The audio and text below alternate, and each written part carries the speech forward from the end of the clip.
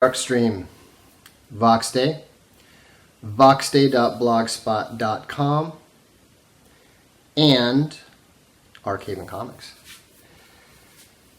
Thanks for tuning in. I know there's a lot of discussion going on about the Florida shootings, but since there's really nothing to discuss, I'm not going to discuss it. We'll find out more as time goes on, I'm sure. But frankly, I am much more interested in the stuff that we are working on. Yeah, dark streams are coming back because we have a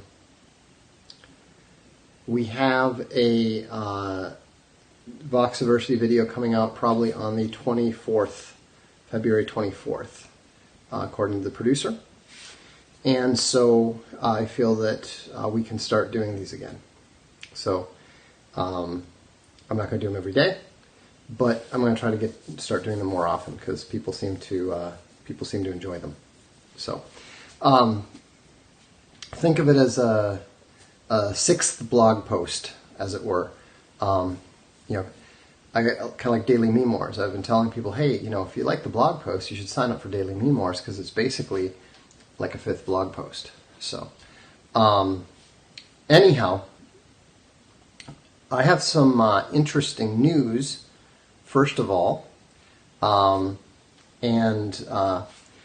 keep it to yourself, because we're not going to do the announcement yet. But if you happen to poke around Amazon, you just might find one of these. And in fact, if you go to your local bookstore, Barnes & Noble, etc., etc., you can order it there. So anyhow, we're very pleased with the quality and the color. And the great thing is that thanks to our publisher, we're able to offer it at the same $2.99 price that you see a lot of black and white comics. So the revolution has officially begun.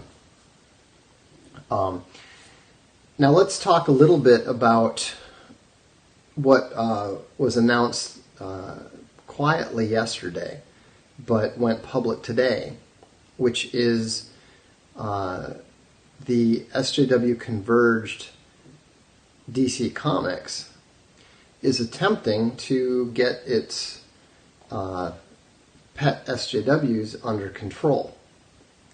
Now they're kind of nominally trying to blame it on, the SJWs are spinning their narrative, of course, and so the narrative is that DC is doing this in order to rein in the horrible behavior of Ethan Van Sciver. Now this is ridiculous, of course, because Van Sciver is he is not the sinner, he is the one who has been sinned against. As is often the case with SJWs, all of the comments that he made that they object to were in response to attacks on him. And DC knows it. They looked into it. And so what they are trying to do is not discipline their artist, Van Sciver. They are attempting to get these other DC-affiliated people to shut the hell up.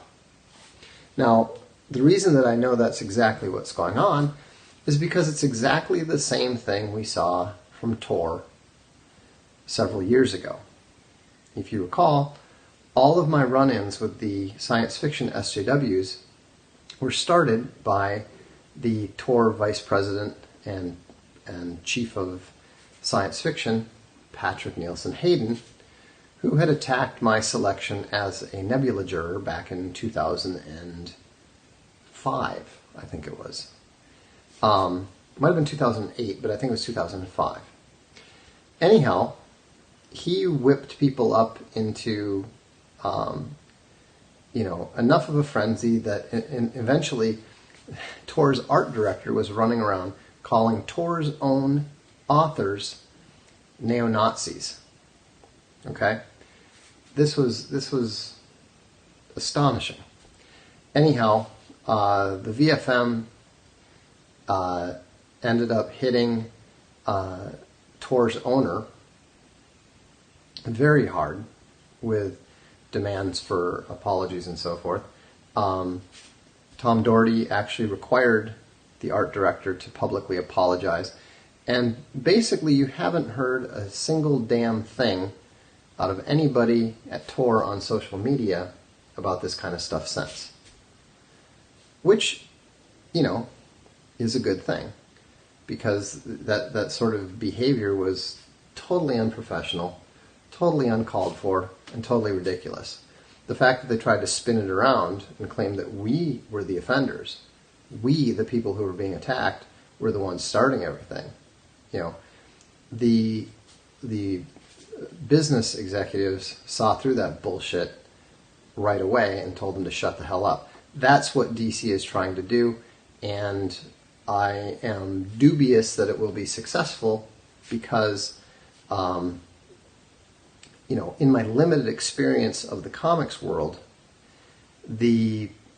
most of the sort of independent creator types are much less professional than you see in the science fiction publishing world. There, at least, they try to behave. They might overstep their bounds, and so forth, but they at least understand that if you write something, it's going to be saved, and anyone with half a brain is going to be able to compare the date on your original post to the person responding to it, and no matter how you spin it, people are going to figure out that you were the initiator. So, anyhow, I just find it an interesting sign that the big two have some idea where the trouble is coming from. I don't think they're going to be able to do a damn thing about it. I don't think they realize how hopelessly converged they are.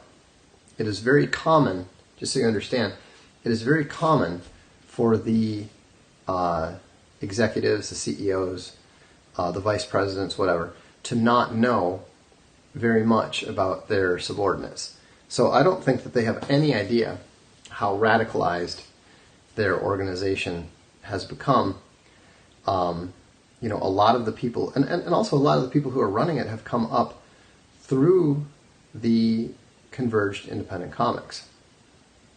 And so, that's why this is going to be an interesting experience, and I think that you're going to see a lot more sparks and fireworks out of our entry into comics than you did with our entry into the science fiction publishing world. So, anyhow, I think we're going to have a lot of fun. And so that's what's going on. Not, it's Valentine's Day, so I will let you go to your either your celebrations. Striper, I was not a Striper guy. The first album I ever bought was AC/DC Back in Black. So, my musical style tends to run considerably more to My Life with the Thrill Kill Cult. You obviously don't know very much about me. You understand that I have 3 Billboard Top 40 club chart credits to my name. The other bands on my record label were Ministry, KMFDM, My Life with the Thrill Kill Cult. One of the other bands on the label that published us was 9 Inch Nails. So I know considerably more about music than you do, and I certainly never owned a Striper album, of all things.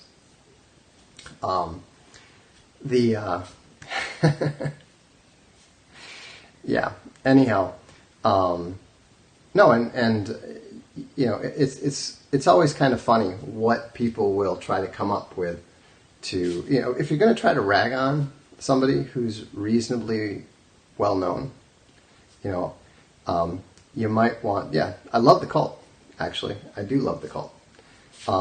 They are on the, you know, actually I like the older Cult better, and I like some of the Southern Death Cult stuff, but, oh, what do you mean? There's no contradiction between being a fan and ragging. I mean, there's a reason why my biggest fans call me Vox RR Day, because I'm very late on finishing that.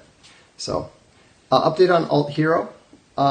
Yeah, the first print issue. You know, now that we've figured out how to do these, the first digital issue and the first print issue of both Alt Hero #1 and Avalon #1 are going to be coming out next month, and we are hard at work on, you know, the first issues are all inked and illustrated. Now they're just getting the coloring done. We've even got some of the covers done. It's a long process. It's a long haul. We probably won't get all the issues out by the end of the year, but we will get a lot of them out, and we're making solid progress. So anyhow, that's all I have.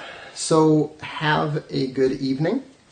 Thanks for your support, and if you poke around Amazon, like I said, you just might find something.